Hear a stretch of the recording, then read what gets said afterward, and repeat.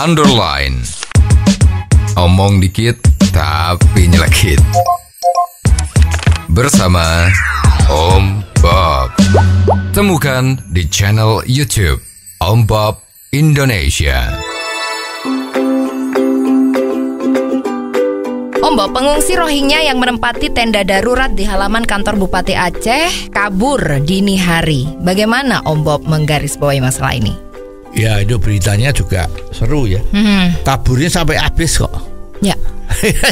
Jadi ini ceritanya begini, itu ada pengungsi dari Rohingya. Yeah. Rohingya itu daerah pojok utara dari Myanmar. Ya.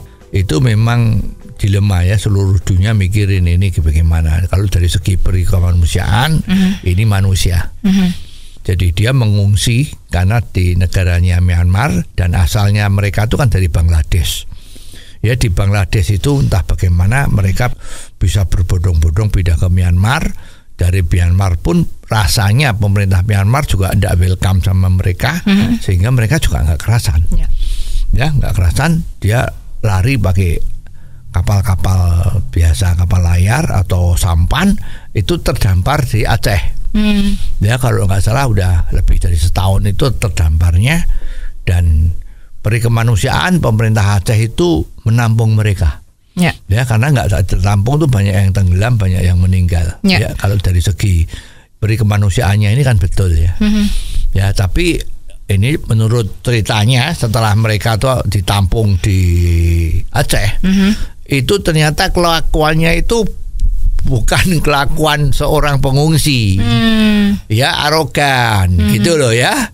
Jadi kalau diberi bantuan makan, sering tidak dimakan, dilempar. Ya, bahwa makanan kayak gini kok diberikan dia. Ya, mungkin dia pengennya ya kalau makannya pengennya yang mewah. Gitu kan. Kalau sekarang pengungsi ditampung, diberi makan, toh makannya layak makan. Mungkin seliranya nggak doyan ya. Mungkin dia sukanya asin, ini manis, gitu kan. Nah, tapi yang namanya pengungsi itu kan harus sudah terima kasih kan.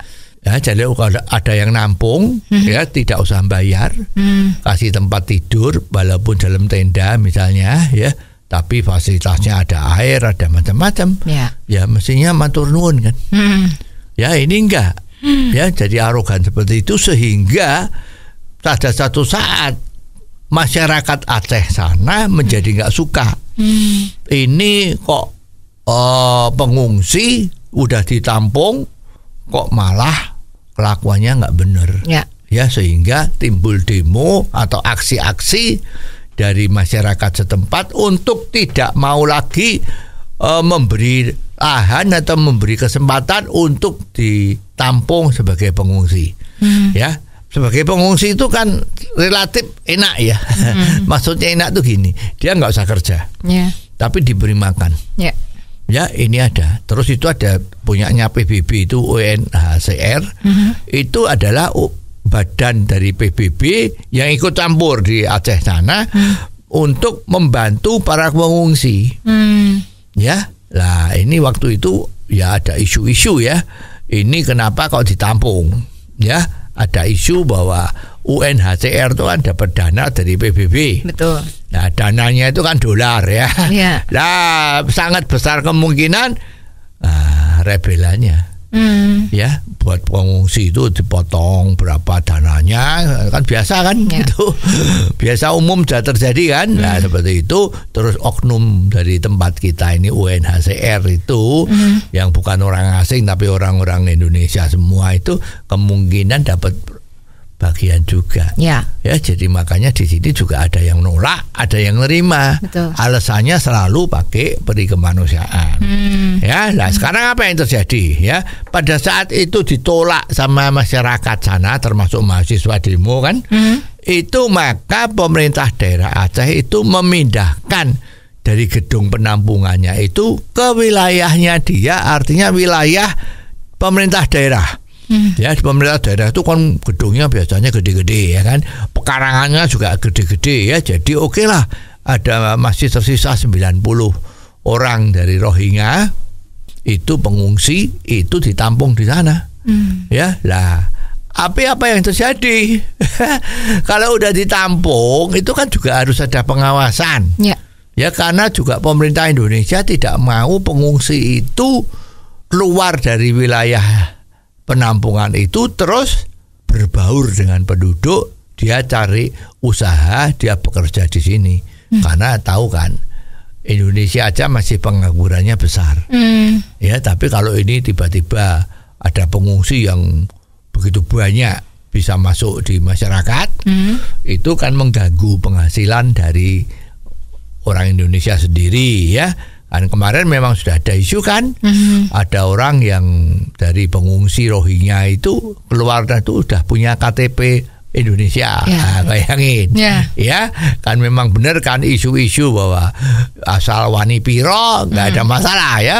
Terus tiba-tiba kita tahu yang jumlahnya 90 itu tiba-tiba berangsur-angsur kurang, cuman tinggal 25.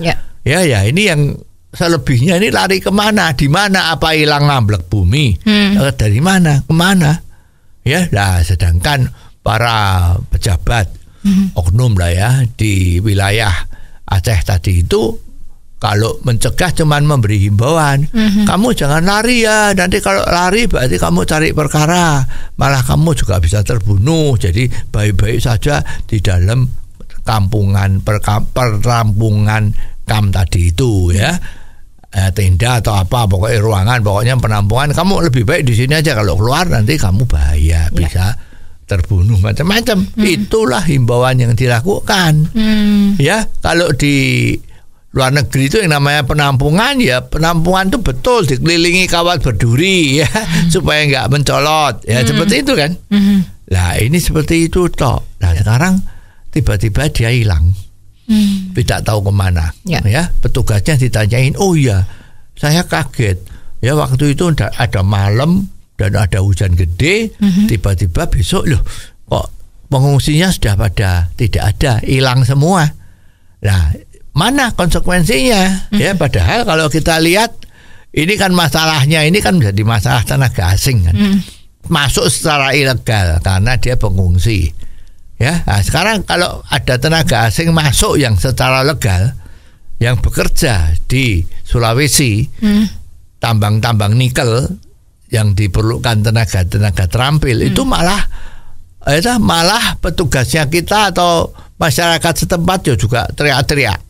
Ya, malah diusir macam-macam. Tapi sedangkan ini yang sudah jelas-jelas pengungsi kok malah dibiarkan. Ya ini kan merasa ya pemerintah kita itu masih ada titik-titik ketidakadilan atau visinya itu tidak sejalan dengan kebutuhan. Ya, yang dibutuhkan harusnya memang betul-betul walaupun itu orang asing, ini yang tidak dibutuhkan seolah-olah malah dibiarin. Ya, jadi ini perlu dipikir bahwa sudut pandang dari pemerintah itu harus betul-betul dipilah-pilah secara jitu agar Indonesia bisa cepat-cepat menuju Indonesia Emas itu. Oh, jadi begitu ya Om Bob. Jelas deh sekarang. Terima kasih Om Bob untuk waktunya. Sampai ketemu lagi di waktu yang akan datang. Underline. Omong dikit tapi nyelekit. Bersama Om Bob. Jika Anda suka dengan channel ini, jangan lupa subscribe, like, dan komen.